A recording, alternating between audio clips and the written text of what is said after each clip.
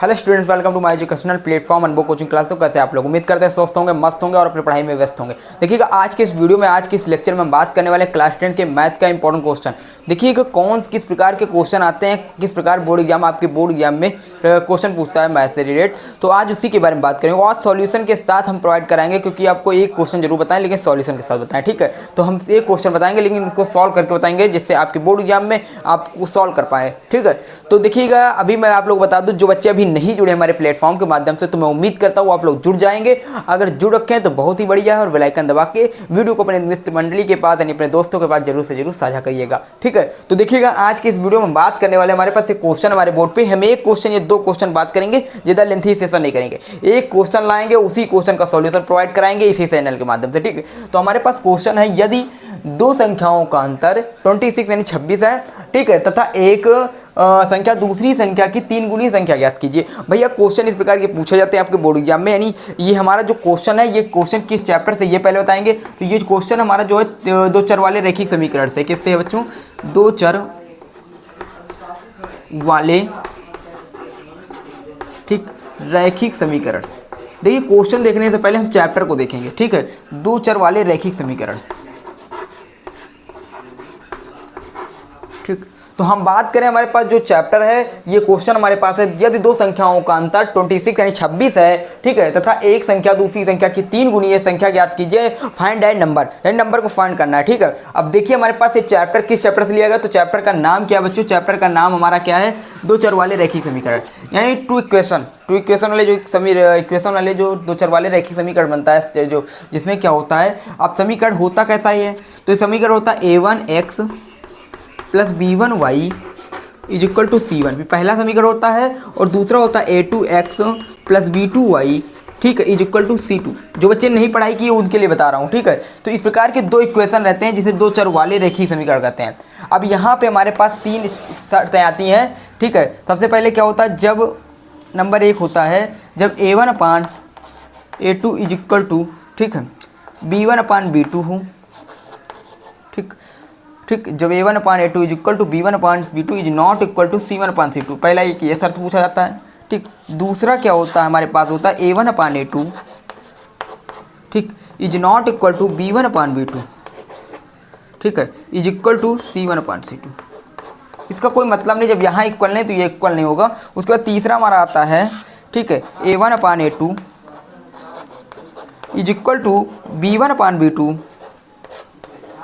Is equal to c1/c2।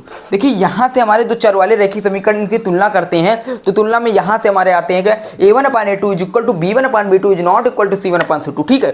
उसके बाद हमारा पूछा जाता है a1/a2 is not equal to b1/b2 is equal to c1/c2।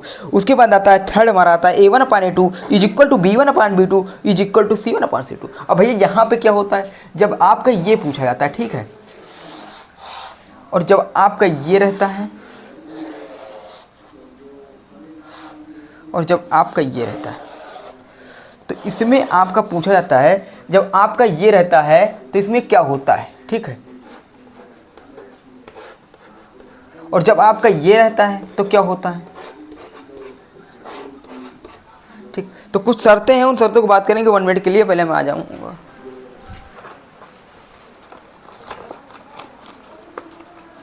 ठीक। तो मैं चाक लाने के लिए गया था, तो देखिएगा, देखिए हम बात कर रहे हैं, तो a1/a2 is equal to b1/b2 is equal to c1/c2 है। तो हमारे पास क्या होती है भैया, जब इस प्रकार के आए तो हमारे रेखाएं जो बराबर निकल जाती, कैसी होती हैं, बराबर। तो यानी रेखाएं कैसी होती है, अगर बात करें रेखाएं कैसी होती हैं, ठीक है।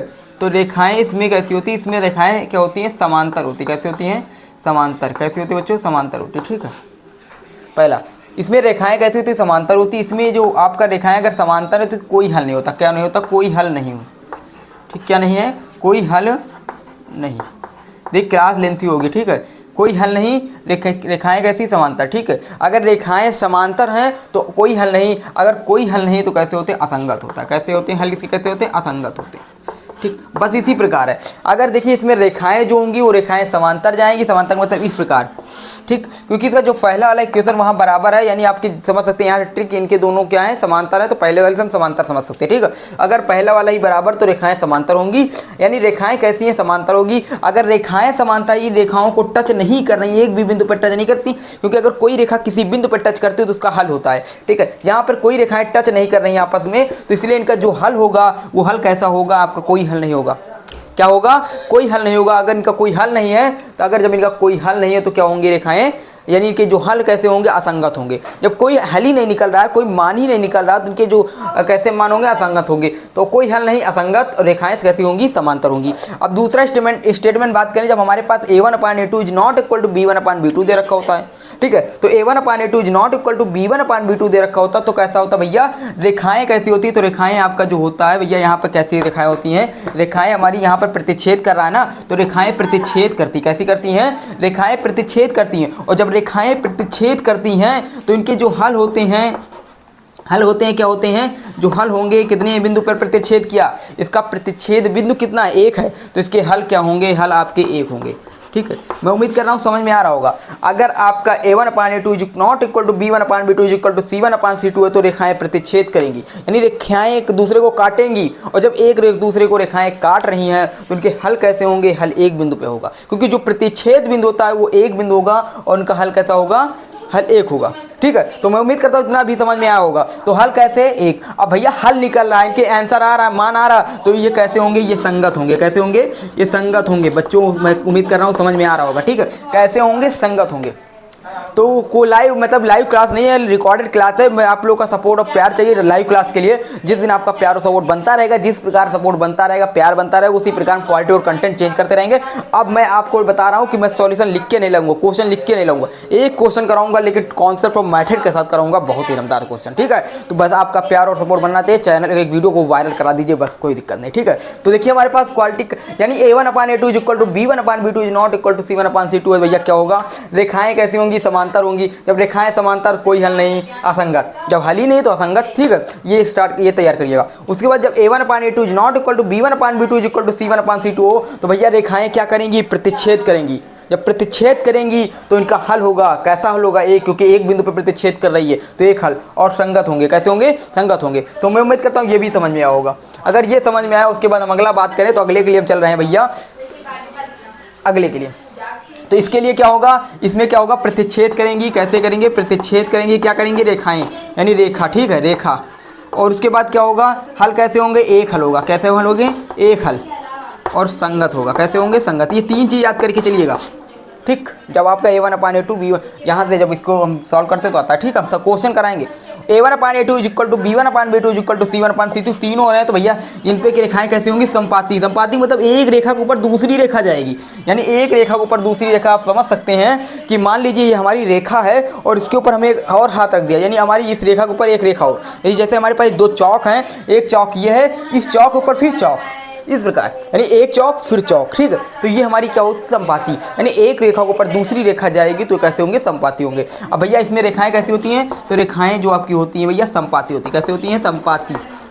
संपाती का मतलब होता है एक के ऊपर एक, एक के ऊपर एक के ऊपर एक। ठीक, यानी एक के ऊपर एक। ठीक, समझ आइएगा। रेखाएं कैसी, संपाती। रेखाएं कैसी होंगी, रेखा। ठीक, तो रेखाएं कैसी होंगी, संपाती होंगी। अगर संपाती यानी बार बार टच कर रही, कैसी कर रही, यहाँ भी टच, यहाँ भी टच, यानी हर जगह टच है ना, यहाँ भी टच, यहाँ भी टच, यहाँ भी टच, पूरी जगह जितना टच नहीं की, मतलब हर जगह टच कर रही है। यानी जैसे रेखा, ये रेखा इसको टच करिए तो यहाँ भी टच है, पूरी ऑल टोटल टच। जब सब जगह टच है तो इसके अनेक हल होंगे। कैसे होंगे, अनेक हल। कैसे होंगे, अनेक हल होंगे। ठीक है, अनेक हल।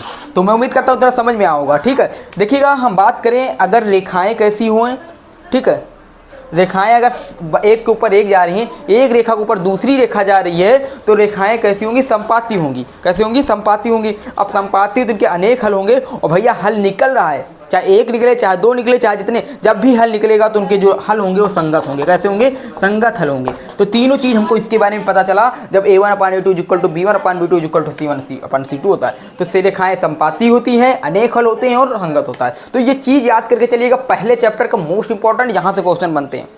मैं उम्मीद करता हूँ आप लोगों को समझ में आया होगा। जिन छात्र को नहीं समझ में आया तो एक बार वीडियो को पीछे करके फिर से देखिए, यानी आपको वीडियो पीछे करना है, फिर से देखना है और समझ में जरूर आएगा। अगर तब भी नहीं समझ में आया है तो आप हमसे कांटेक्ट करके दे सकते हैं। हमारे व्हाट्सएप नंबर 8318801119 से भी कांटेक्ट करिएगा। जिस क्वेश्चन में कोई भी डाउट है, कोई भी टॉपिक में कोई डाउट है तो आप वहाँ से समाधान प्राप्त कर सकते हैं। मैं आपका प्रॉब्लम, आपका समस्या का समाधान वहाँ प्रोवाइड करूँगा, वहाँ समस्या का सॉल्यूशन करने का प्रयास करूँगा। अगर तब भी नहीं कर पाता तो आपका एक वीडियो रिकॉर्ड करके इसी चैनल पर प्रोवाइड कराऊँगा। बस ये आपकी हम बता रहे हैं, ठीक है। बस आपको कुछ नहीं करना, आपको हमसे जुड़ना है, बस आपको कुछ नहीं करना, बस जुड़ते रहिए। बस एक परिवार को इस सपोर्ट करते रहिए। आपका अपना ये परिवार है, छोटा सा परिवार है, बस इसका आपका प्यार और सपोर्ट चाहिए, ठीक है। लाइव क्लास हम कराएंगे, जल्द कराएंगे। बस ये जो दिन चेंज हुआ बोर्ड, ये बोर्ड जिस दिन चेंज हुआ, जिस दिन चाक और बोर्ड चेंज हुआ, उस दिन हम लाइव क्लास लाने का प्रयास है, लाइव क्लास लाएंगे, ठीक है।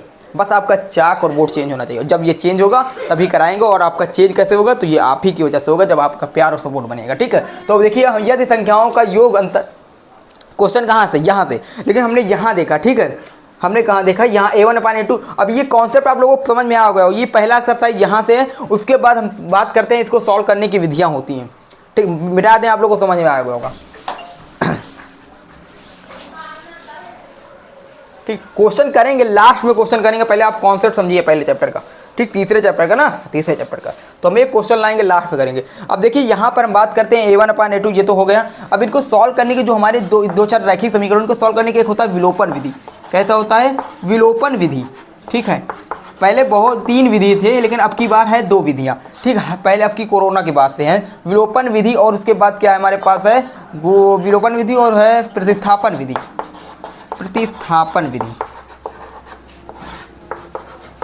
ठीक। ये 2 इक्वेशन है, सॉल्व करने की 2 विधियां, विलोपन विधि, प्रतिस्थापन विधि। हम इनको कराएंगे, इनसे रिलेटेड क्वेश्चन कराएंगे। बस आप जुड़ना मत भूलिए हमारे चैनल से, हमारे प्लेटफॉर्म से, ठीक है। तो विलोपन विधि, प्रतिस्थापन विधि, इनको हम देखेंगे। जब कब देखेंगे, जब ये क्वेश्चन देखेंगे। जिनको पढ़ने के बाद हम पढ़ेंगे वर्ड प्रॉब्लम क्वेश्चन। क्या पढ़ेंगे, वर्ड प्रॉब्लम क्वेश्चन, ठीक है। वर्ड प्रॉब्लम क्वेश्चन पढ़ेंगे, तो यानी समस्या जब क्वेश्चन पर बात कर रहे हैं तो इसको देखिए। ये दोनों विधियां, दोनों विधियों को हम देखेंगे इसी क्वेश्चन। अब क्वेश्चन हमारा क्या कह रहा है बच्चों, क्वेश्चन देखिएगा। क्वेश्चन हमारा कहना क्या चाहता है कि यदि 2 संख्याओं का अंतर 26 यानी 26 है। भैया 2 संख्याएं देखिए, उनका अंतर हमारे पास 26 है, तथा एक संख्या दूसरी संख्या का 3 गुना। भैया इस तरह के क्वेश्चन आपको आते हैं तो पहले सबसे पहले हम लिखते हैं माना, ठीक। सॉल्यूशन पहले लिखेंगे, सॉल्यूशन, सॉल्यूशन, सॉल्यूशन आने के बाद हम लिखते हैं माना।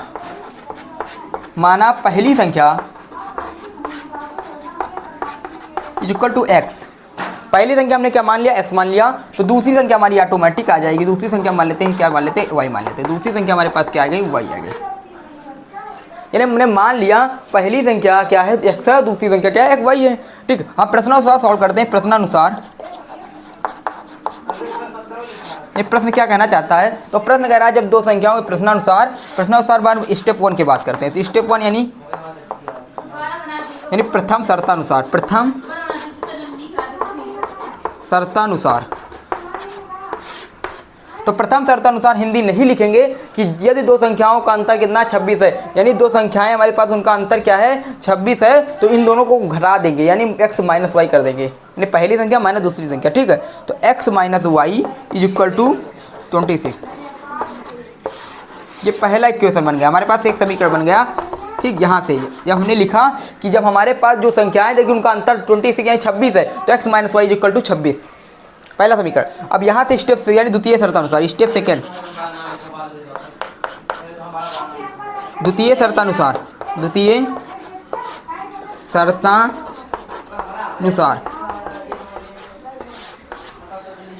यानी द्वितीय शर्तानुसार क्या कहा गया हमारे पास कि जो संख्या, दोनों संख्या बराबर लिखते हैं, ठीक है, ठीक। तो बराबर लिखते हैं, यहाँ देख लीजिएगा, दोनों संख्याओं को हम क्या करते हैं, बराबर लिखते हैं, x बराबर y, ठीक। यहाँ से देखिए, ना दिख रहा होगा बोर्ड में, ठीक है। अगर दिख रहा तो ठीक है, यहाँ देख लेते हैं। तो x बराबर y लिखते हैं। कहता है ये एक संख्या दूसरी संख्या की 3 गुनी है, यानी ये संख्या दूसरी संख्या की 3 गुनी है, तो हम इसमें 3 से मल्टीप्लाई करा देंगे, यानी x बराबर आपका आ जाएगा 3y, ठीक। इसे मान लेते हैं दूसरा। तो यहाँ लिखेंगे समीकरण 2 का मान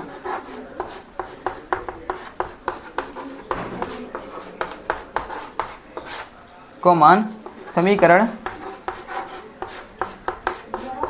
1 में रखने पर, तो समीकरण 1 में मान रखेंगे समीकरण 1 क्या, x minus y equal to 26, x minus y equal to 26, ठीक। तो x की वैल्यू हमारे पास क्या है 3y, तो यहाँ लिखेंगे 3y minus y is equal to 26।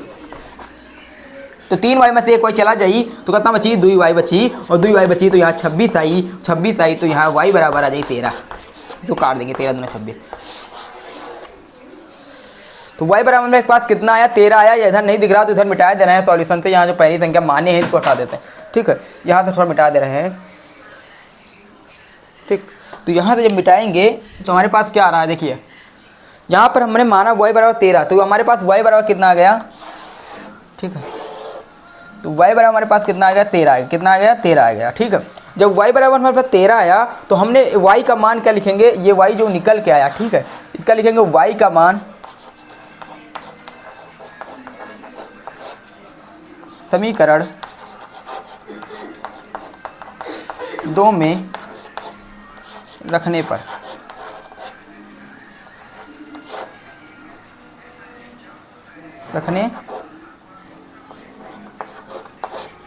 तो समीकरण 2 हमारे पास क्या, x is equal to 3y, तो यहाँ x is equal to 3y लिखेंगे। x की जो वैल्यू आएगी, x की वैल्यू हमारे पास क्या आएगी, x इज इक्वल टू 3 और y की वैल्यू हमारे पास 13, तो यानी 13 26 13 39, x इज इक्वल टू हमारे पास क्या आ जाएगा,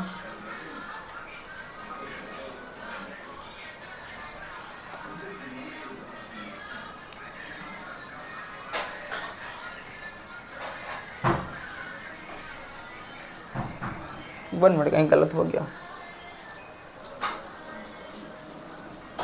पहली संख्या दूसरी संख्या की 3 गुनी, पहली संख्या दूसरी संख्या की 3 गुनी है, तो यहाँ पे मान रखेंगे x माइनस 3x,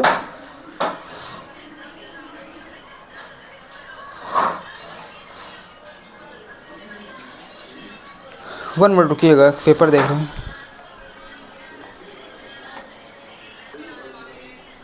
हाँ तो 1 मिनट, हाँ ठीक। तो यहाँ तक हमारा ठीक था, ठीक, मान रखेंगे 13 39, ठीक, मान ठीक।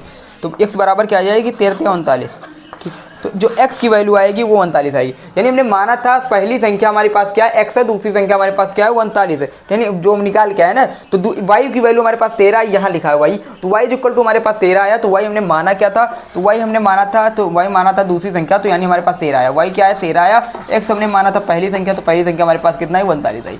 तो हम माने यानी हम मान सकते हैं हमारे पास क्या है, पहली संख्या हमारे पास 39 यानी 39 आया और दूसरी संख्या हमारे पास 13 आया। तो मैं उम्मीद करता हूँ ये क्वेश्चन आपको समझ में आया होगा। इस प्रकार के क्वेश्चन कभी भी बोर्ड एग्जाम में आए 2 नंबर 4 नंबर क्वेश्चन आते हैं इस तरह के, तो वर्ड प्रॉब्लम क्वेश्चन है 2 चर वाले रखिए समीकरण से, यहाँ से क्वेश्चन कराएंगे आपको, ठीक है। और हम कराते रहेंगे, बस आप कमेंट करिए कि किस टाइप के क्वेश्चन चाहते हैं, किस चैप्टर क्वेश्चन चाहते हैं, उस टाइप का हम कंटेंट लाने का प्रयास करेंगे बस आप किसी चैनल के माध्यम से। तो देखिएगा हमारे पास क्या है, पहली संख्या x दूसरी संख्या y, तो यहाँ पे हम शर्तानुसार यानी दोनों का घटा के देगा x minus y equal to 26, ये भी कर दिया। उसके बाद द्वितीय शर्तानुसार यानी हम x इक्वल टू 3y हो जाएगा, मान सॉल्व करके पूरा हमने रख दिया। ये हमारा प्रतिस्थापन विधि हमने सॉल्व किया, किससे सॉल्व किया था, प्रतिस्थापन विधि से।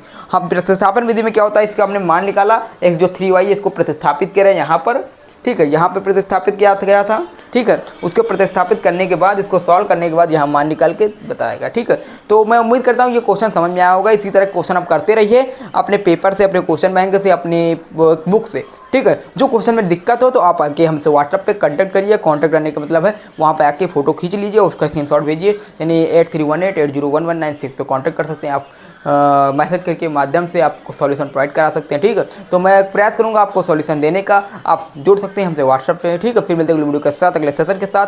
बस बताइएगा कंटेंट और वीडियो कैसा लगा, अगर अच्छा लगा तो लाइक करके अपने दोस्तों के पास जरूर से जरूर शेयर करिएगा, क्योंकि आपके एक सपोर्ट से, आपके प्यार से ही चैनल को आगे बढ़ाया जा सकता है, हम आगे बढ़ सकते हैं, ठीक है। तो फिर मिलते हैं अगले वीडियो के साथ, अगले सेशन के साथ। जय हिंद, जय भारत।